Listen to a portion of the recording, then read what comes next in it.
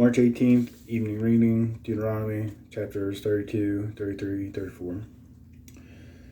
Listen, you heavens, and I will speak. Hear, you earth, the words of my mouth. Let my teaching fall like rain, and my words descend like dew.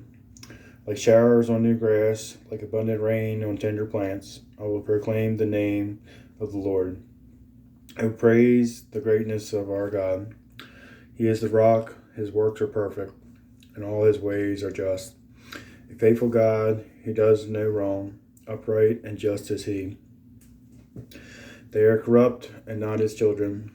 To their shame, they are a warped and crooked generation. Is this the way you repay the Lord, you foolish and unwise people? Is he not your Father, your Creator, who made you and formed you? Remember the days of old. Consider the generations long past. Ask your father, and he will tell you. Your elders, and they will explain to you. When the Most High gave the nations their inheritance, when he divided all mankind, he set up boundaries for the peoples according to the number of the sons of Israel. For the Lord's portion is his people, Jacob his allotted inheritance. In a desert land he found him, in a barren and howling waste. He shielded him and cared for him. He guarded him as the apple of his eye. Like an eagle that stirs up its nest and hovers over its young, it spreads its wings to catch them and carries them aloft. The Lord alone led him. No foreign god was with him. He made him ride on the heights of the land and fed him with the fruit of the fields. He nourished him with honey from the rock and with oil from the flinty crag, with curds and milk from herd and flock, and with fattened lambs and goats, with choice rams to Bashan, and the finest kernels of wheat. You drank the foaming blood of the grape. Jeshurun grew fat and kicked. Filled with food, they became heavy and sleek. They abandoned the God who made them. They rejected the rock, their Savior. They made him jealous with their foreign gods and angered him with their detestable idols. They sacrificed to false gods, which are not God, gods they had not known, gods that recently appeared, gods your ancestors did not fear. You deserted the rock who fathered you. You forgot the God who gave you birth. The Lord saw this and rejected them, because he was angered by his sons and daughters. I will hide my face from them, he said, and see what their end will be. For they are a perverse generation, children who are unfaithful. They made me jealous by what is no God, and angered me with their worthless idols. I will make them envious by those who are not a people. I will make them angry by a nation that has no understanding. For a fire will be kindled by my wrath, one that burns down to the realm of the dead below. It will devour the earth and its harvest, and set afire the foundations of the mountains. I will heap calamities on them. I will send my arrows against them.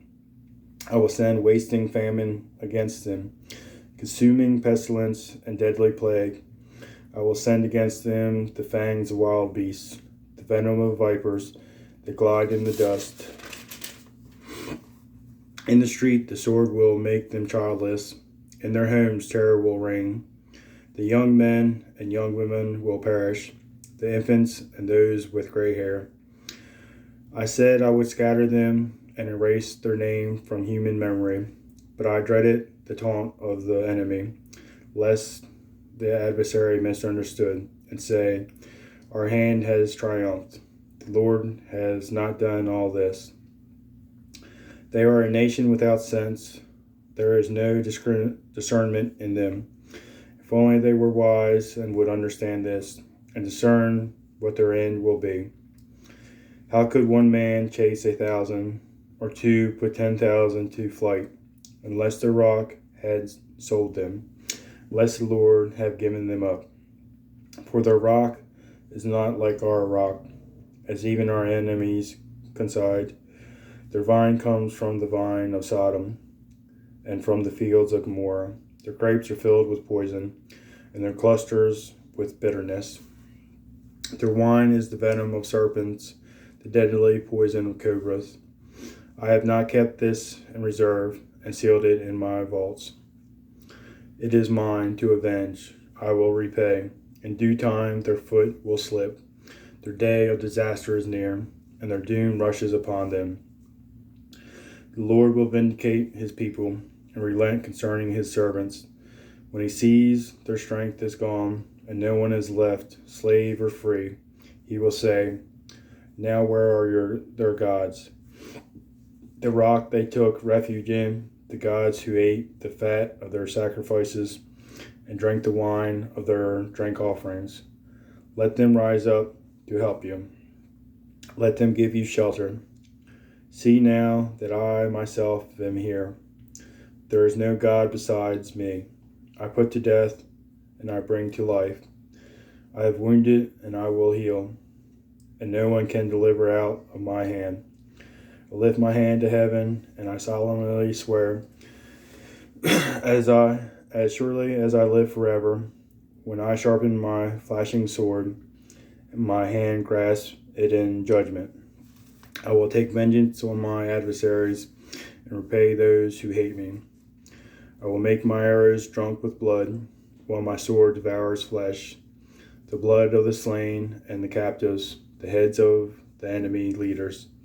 Rejoice, you nations, with his people, for he will avenge the blood of his servants, and he will take vengeance on his enemies, and make atonement for his land and people. Moses came with Joshua, son of Nun, and spoke all these words of this song in the hearing of the people.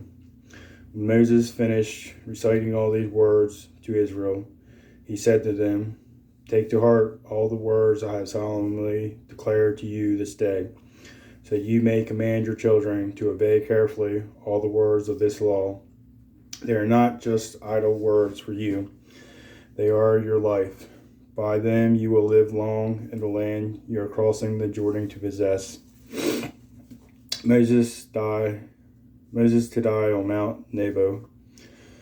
On that same day, the Lord told Moses, go up into the Abiram range to Mount Nebo in Moab, across from Jericho, and view Canaan, the land I am giving the Israelites as their own possession. There on the mountain that you have climbed, you will die and be gathered to your people, just as your brother Aaron died on Mount Hor and was gathered to his people. This is because both of you broke faith with me in the presence of the Israelites at the waters of Meribah, Kadesh, in the desert of Zin, and because you did not uphold my holiness among the Israelites. Therefore, you will see the land only from a distance. You will not enter the land I am giving to the people of Israel. Moses blesses the tribes. Deuteronomy 33. This is the blessing that Moses, the man of God, pronounced on the Israelites before his death. He said, the Lord came from Sinai and dawned over them from Seir. He shone forth from Mount Paran. He came with myriads of holy ones from the south, from the mountain slopes. Surely it is you who love the people. All the holy ones are in your hand. At your feet they all bow down, and from you receive instruction. The law that Moses gave us, the possession of the assembly of Jacob. He was king over Jeshurun when the leaders of the people assembled, along with the tribes of Israel. Let Reuben live and not die, nor his people be few. And this he said about Judah. Hear, Lord, the cry of Judah. Bring him to his people. With his own hands he defends his cause. Oh, be his help against his foes. About Levi he said, your Thummim and Urim belong to your faithful servant. You tested him in Massa. You contended with him at the waters of Meribah. He said of his father and mother, I have no regard for them. He did not recognize his brothers or acknowledge his own children, but he watched over your word and guarded your covenant. He teaches your precepts to Jacob and your law to Israel. He offers incense before you and whole burnt offerings on your altar. Bless all his skills, Lord, and be pleased with the work of his hands. Strike down those who rise against him, his foes till they rise no more. About Benjamin, he said, let the beloved of the Lord rest secure in him, for he shields him all day long, and the one the Lord loves rests between his shoulders. About Joseph, he said, may the Lord bless his land with the precious dew from heaven above, and with the deep waters that lie below. With the best the sun brings forth, and the finest the moon can yield. With the choicest gifts of the ancient mountains, and the fruitfulness of the everlasting hills. With the best gifts of the earth and its fullness, and the favor of him who dwelt in the burning bush. Let all these rest on the head of Joseph, on the brow of the prince among his brothers. In majesty, he is like a firstborn bull. His horns are the horns of a wild ox. With them he will gore the nations, even those at the ends of the earth. Such are the 10,000s of Ephraim. Such are the thousands of Manasseh. About Zebulun, he said, rejoice, Zebulun, in your going out, you and Ishar in your tents. They will summon peoples to the mountain, and there offer the sacrifices of the righteous. They will feast on the abundance of the seas, on the treasures hidden in the sand. About Gad, he said, blessed is he who enlarges Gad's domain. Gad lives there like a lion, tearing at arm or head. He chose the best land for himself. The leader's portion was kept for him. When the heads of the people assembled, he carried out the Lord's righteous will and his judgments concerning Israel. About Dan, he said, Dan is a lion's club, springing out of Bashan. About Naphtali, he said, Naphtali is abounding with the favor of the Lord, and is full of his blessing. He will inherit southward to the lake. About Asher, he said, most blessed is the sons of Asher. Let him be favored by his brothers. Let him bathe his feet in oil. The bolts of your great gates will be iron and bronze, and your strength will equal your days. There is no one like the God of Jeshurun. He rides across the heavens to help you, and on the clouds in his majesty. The eternal God is your refuge, and underneath are the everlasting arms. He will drive out your enemies before you, saying, destroy them. So Israel will live in safety. Jacob will dwell secure in a land of grain and new wine, where the heavens drop dew. Blessed are you, Israel, who is like you, a people saved by the Lord. He is your shield and helper, and your glorious sword. Your enemies will cower before you, and you will tread on their heights. The death of Moses, Dueteronomy 34.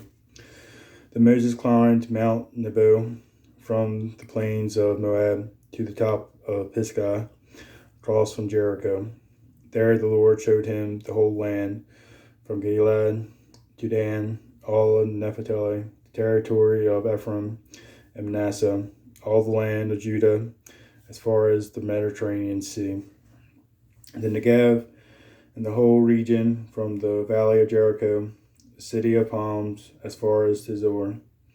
Then the Lord said to him, this is the land I promised an oath to Abraham, Isaac, and Jacob, when I said, I will give it to your descendants.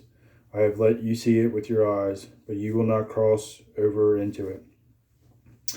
And Moses, the servant of the Lord, died there in Moab, as the Lord had said. He buried him in Moab, in the valley opposite Beth Peor. But to this day, no one knows where his grave is.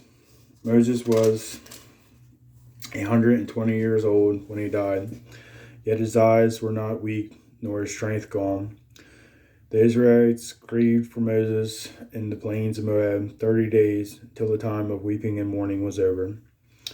Now Joshua, son of Nun, was filled with the spirit of wisdom because Moses had laid his hands on him.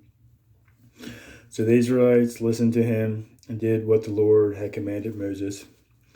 Since then, their prophet has risen in Israel like Moses, whom the Lord knew face to face, who did all those signs and wonders the Lord sent him to do in Egypt, to Pharaoh and to all his officials, and to his whole land. For no one has ever shown the mighty power or performed the awesome deeds that Moses did in the sight of all Israel. And that concludes our reading.